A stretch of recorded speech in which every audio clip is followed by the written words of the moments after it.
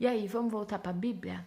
Então, o que eu contei ontem? Contei sobre o Zé que estava preso, né? Foi preso porque foi acusado injustamente de ter dado um fight ou tentado pegar a mulher de Potifar. Coisa que ele não fez, ele não tentou pegar ela à força. Ela que estava jogando o charminho dela para cima dele, né? Enfim, ele está preso. Enquanto ele está lá preso, vamos recapitular um pouquinho da Bíblia. O que vocês acham do que a gente leu até agora? Eu gosto de vez em quando fazer esses resumos assim, porque tem gente que acompanha, mas não é todo dia. Então te prepara. Lá do início de Gênesis até agora, nós estamos no capítulo 40 de Gênesis, né?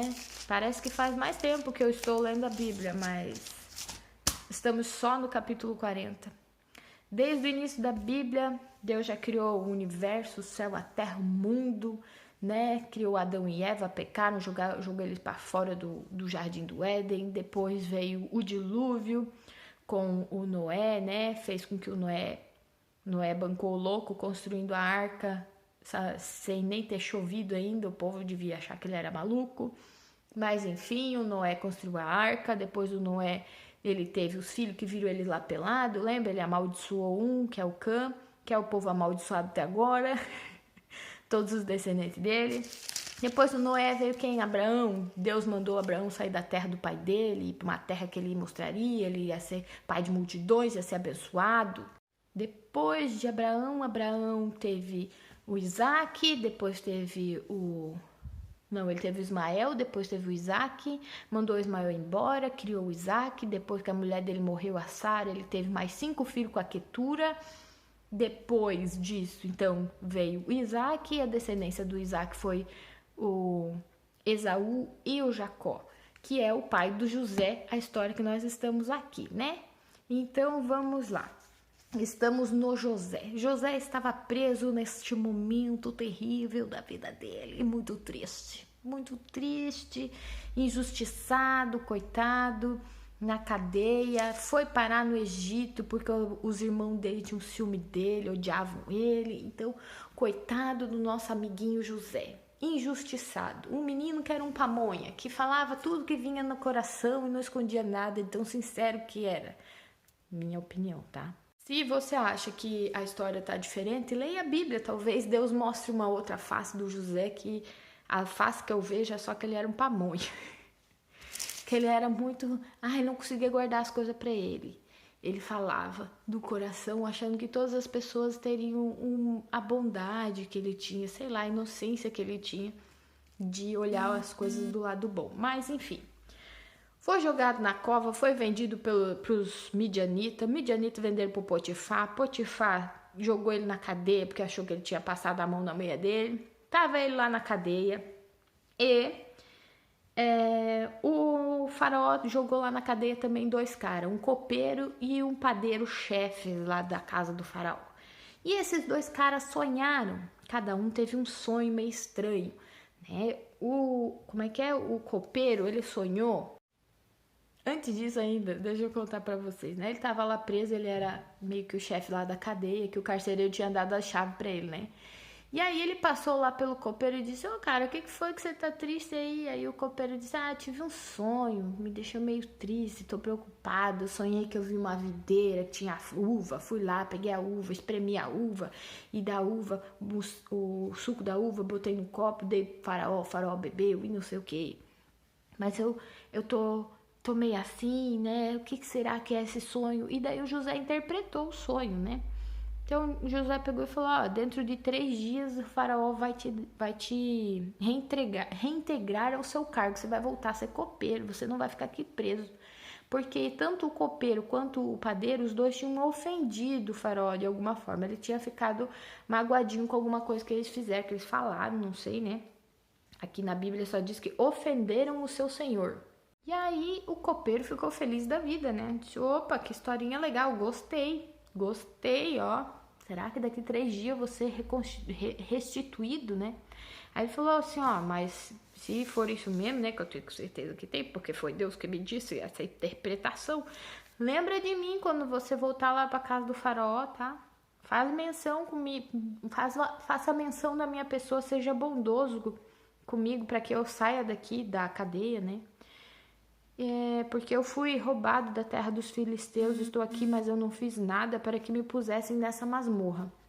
E José falou, né? Aí o padeiro ouviu a história e disse, vem cá que eu também tenho um sonho aí, que eu tive um sonho meio estranho, me conta.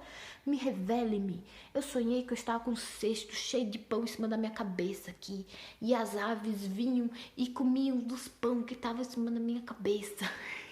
Mas a revelação do sonho dele não foi assim tão legal não, porque o José falou assim, olha, daqui 3 dias o faraó vai te tirar a cabeça e te pendurar no madeiro. E as aves do céu comerão as suas carnes. E o cara ficou bem assim, né? E realmente, 3 dias depois, foi o aniversário do faraó. Ó, a Bíblia fala pouco sobre aniversário, mas geralmente quando ela fala sobre aniversário, é sempre uma coisa meio macabra que acontece, uma morte, e sempre acontece no aniversário. Estranho, né? Porque a gente, quando comemora aniversário, a gente tá sempre feliz da vida, né? Então, no aniversário do faraó, 3 dias depois desses sonhos, ele restituiu o copeiro, não é o coveiro, né? O copeiro para o cargo dele e mandou matar o padeiro. E o padeiro foi enforcado e as aves do céu, lógico que a ave da terra, as aves comiam as carnes do padeiro, olha só. E esse foi o sonho do padeiro e do copeiro, lá do faraó. E enquanto isso, o Zé estava o quê? Na cadeia, né? Ele revelou esses sonhos, né? Interpretou esses sonhos dos caras, mas ele continuava na cadeia, trabalhando na cadeia, sem ter esperança de sair de lá, né? Enfim, passou 2 anos e o copeiro já tinha voltado a trabalhar lá pro faraó, vocês lembram? Né? Ele ficou só 3 dias preso. Passou um tempo, ele voltou para trabalhar lá pro faraó e passou 2 anos dessa história aí, até que o faraó teve um sonho. E eu vou contar esse sonho daqui a pouco. O faraó teve um sonho bem maluco, gente. O sonho do faraó era o seguinte, ele via 3 vacas gordas, bem gordas, 3 não, 7, né? 7 vacas gordas, bem grandonas, assim, ó, tomando água no rio, alguma coisa assim, estavam perto do rio. E aí, do nada, parecia 7 vacas magrelas, tudo magrelas, coitadas. E essas 7 magrelas comiam as gordas. E ele acordou apavorado. E aí, no outro dia, ele sonhou de novo. Na outra noite, né? Não é do dia, é de noite que ele dorme. E aí, na outra noite, ele dormiu e sonhou de novo. Ele sonhou com 7 espigas de milho. 7 espigas de milho formosa, grande, cheia dos milho, coisa linda. E do nada aparecia 7 espigas magrela, com 2, 3 milhozinhos ali nela. E essas 7 espiguinhas comiam as espigas boas. E aí ele acordou apavorado, disse, misericórdia, o que quer dizer esse sonho? Chama aí todos os magos, todos os caras, adivinhos, feiticeiros, que eles vão ter que interpretar esse sonho para mim. E ninguém conseguia interpretar o bendito do sonho do faraó. O que significava as vacas gordas, as vacas magras comiam as gordas, as espigas magras comiam as espigas grandes. E 2 anos depois o copeiro lembrou e disse, olha, naquela época que eu tava preso, um menino lá que tava lá na cadeia, ele interpretou o meu sonho e bateu certinho o que ele falou, aconteceu. O que você acha de trazer o cara que tá lá na cadeia pra vir aqui pra interpretar o teu sonho? E aí o faraó tava tão preocupado e perturbado por causa do sonho que ele disse, não, vai lá e traga. E aí chamaram o Zé. O Zé fez a barba, tomou um banho, trocou de roupa, ficou bonito. Parecia assim, aqueles caras assim, bonito lá de Pato Branco. Daí... e foi se encontrar com o faraó. Então, o José foi encontrar com o faraó, né? E o faraó falou assim, olha, eu tô perturbado por causa desse meu sonho aí, com umas espigas malucas, magrela, que comem umas espigas grandes, gordas, e umas vacas magrelas que comem as vacas gordas, e eu não sei o que é esse sonho, me disseram que você pode interpretar, diga aí se tu pode, o que é? E aí o Zé falou assim, olha, 7 vacas gordas, 7 espigas né, formosas, grandes, são 7 anos que terá abundância no Egito, 7 anos de abundância. E as outras 7, que são as mirradas, São 7 anos de fome. Essa fome vai ser tão grande que eles não vão nem lembrar do tempo de abundância, né? E esse sonho, ele foi duplo. Você sonhou 2 vezes o mesmo sonho. Isso quer dizer que é de Deus, que foi Deus que estabeleceu esse sonho. E ele se apressa em fazer isso. Então, se eu fosse o Senhor, mentira, que ele não fala assim, ó. Ele diz, ó, agora, pois, ó sábio faraó, escolha um homem prudente, um homem ajuizado, um homem sábio. Coloque ele sobre a terra para que ele junte a quinta parte, ou seja, metade do salário, metade de tudo que for produzido na época da abundância, e o povo reclama por causa do dízimo, né? Mas separe quinta parte de tudo que for produzido, guarde em celeiros, coloque a guarda real lá para guardar esses celeiros, né? Nesse tempo de fartura, recolha o cereal e guarde. E mande deixar guardado debaixo do poder do Senhor. Porque daí quando chegar a fome, você vende, né? E aí o faraó falou assim, boa ideia essa. Mas onde acharíamos um homem assim, a quem há o Espírito de Deus? Olha, até o faraó reconheceu que o Zé era diferente, né? Vocês lembram, o Potifar reconheceu que Deus andava com ele, que Deus era por ele. Lá o carcereiro também reconheceu que Deus estava nele. E agora o próprio faraó reconhece que Deus estava no Zé. E ainda, olha, estou vendo que Deus fez você saber de tudo isso. Ninguém há tão sábio e tão ajuizado quanto você, Zé. Então, vou botar você como governador. Olha só, você só vai ter que responder a mim. Aqui no Egito vai ser eu e daí depois você, tá ligado? Você só vai responder a mim. Ninguém vai ser maior do que você, a não ser eu, porque eu sou o faraó. E aí, ele disse, olha, eu vou te constituir como autoridade no Egito. Deu para ele um sinete, um anel de sinete, botou na mão dele, botou roupas de linho nele, e um colar de ouro, presenteou ele, né? Deixou ele lindo, bonito, né? Alinhado para o cargo dele, né? Não só isso, enfiou o Zé num carro, ele foi no carro da frente, o Zé no carro de trás, e ele foi passando pela cidade inteira falando que o Zé era a nova autoridade do Egito, né? E o Zé fez isso mesmo. Ah, e antes disso ainda, o faraó pegou e deu uma mulher para ele. A mulher dele foi Asenate. O faraó também trocou o nome dele, não era mais Zé, agora era Zafenate Paneia. Ninguém sabe o que significa esse nome, mas lá no Egito ele trocou o nome dele como Zafenate Paneia, deu a mulher lá, a Asenate, para ele. A Asenate, para de falar comigo, gente, tô gravando vídeo. A Asenate, ela deu 2 filhos para ele. E a Bíblia também fala que nesse tempo José estava com 30 anos, ou seja, faziam 12 anos que ele tinha sido vendido pelos irmãos e estava trabalhando como escravo e depois preso.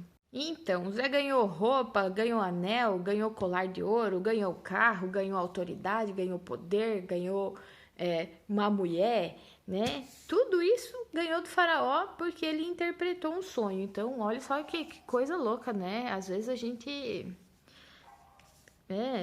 meu Deus, é muita loucura, porque eu já vi várias pregações sobre a vida do Zé, e eu quando leio a Bíblia, eu interpreto de outra forma, eu interpreto que ele era um guri inocente, bocó, bonzinho de coração, falava as coisas assim, e que aconteceu coisas com ele que foram injustas, no meu ponto de vista, tá?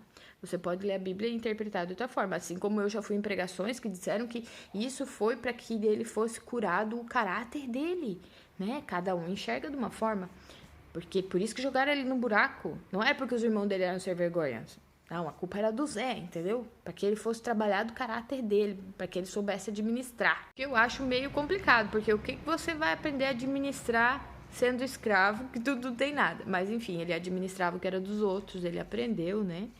Enfim, cada um lê a Bíblia e interpreta de uma forma. Por isso que eu digo pra vocês, eu tô lendo, tô contando as historinhas, mas quem tem que ler é você, porque o Espírito Santo vai falar com você, no seu coração, no teu íntimo. Ok. Zé casou com a Asenate e ela engravidou 2 vezes. O primeiro filho foi o Manassés. E isso foi antes de chegar a fome. quando ainda era tempo de fartura. O Manassés o Zé, quando Manassés nasceu, o primogênito, ele disse: Deus me fez esquecer todos os meus trabalhos e toda a casa do meu pai. Depois nasceu Efraim, e o Efraim, ele falou: Deus me fez próspero na terra da minha aflição.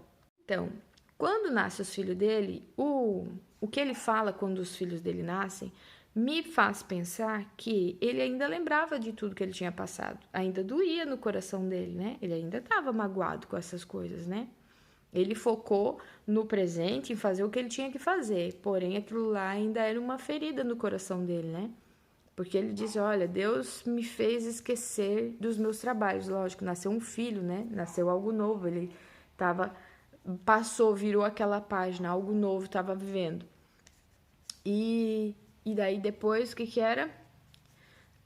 O Efraim: Deus me fez próspero na terra da minha aflição, porque não foi fácil ser empregado, não foi fácil ser acusado injustamente, ficar tanto tempo na cadeia por algo que ele não era culpado, né? Então, e esses foram os 7 anos das vacas gordas. E depois vieram 7 anos de fome na terra do Egito.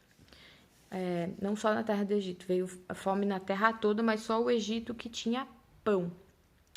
Então, o faraó começou a espalhar, né? Olha, gente, vocês estão passando fome aí, vão atrás do José, que o Zé vai arrumar o que vai dizer para vocês o que tem que fazer, né? E assim, quando começou a ter fome, o Zé abriu os celeiros e foi vendendo tudo o que tinha lá dentro, né? Foi vendendo os cereais. E aí, vocês lembram que o Zé tinha uns irmãos, né? Lá, os filhos do Jacó, os irmãos dele, aqueles lá que jogaram ele na cisterna, aqueles sem vergonha.